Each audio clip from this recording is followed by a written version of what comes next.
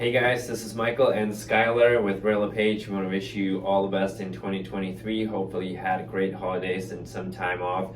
And with the new year, there are some new regulations for the government. So we wanted to get into it and talk about the buyer rescission period.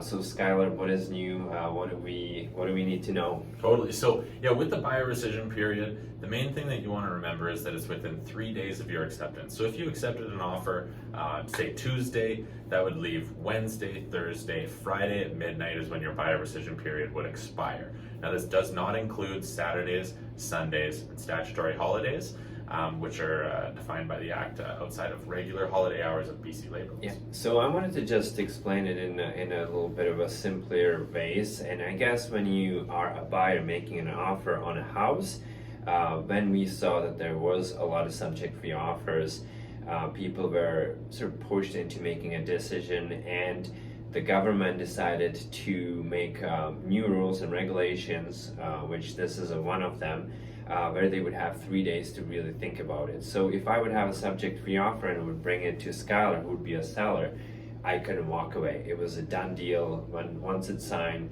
there was no way out of it.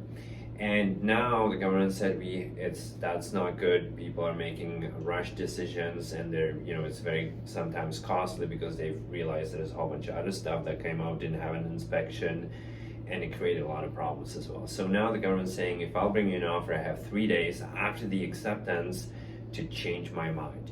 And if I do, I'll pay a penalty, which is 0.25%, so 0.25% of the purchase price. Exactly. So if it was $1 million, it would be $2,500 for me to pay to the seller if I'll decide to walk away within a 3-day period. Exactly. And so what that means now is you might start to see a lot more offers come through with an initial deposit amount.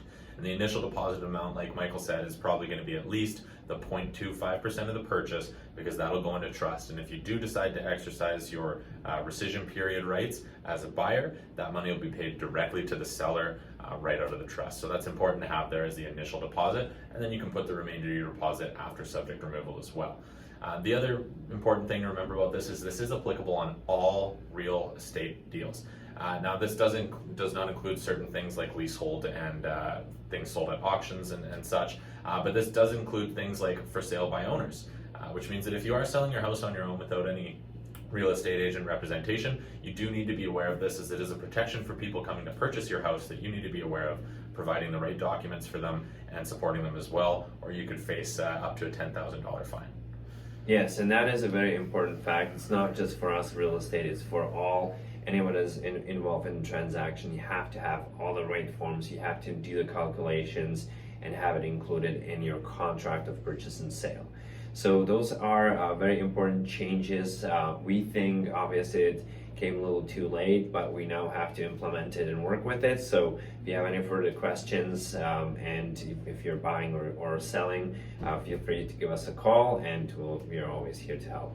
Exactly, yeah, just give us a shout. And just a reminder, this does come into effect as of today, January 3rd, 2023. Give us a call if you have any more questions or see the more information below the video. Thank you. Have a great year.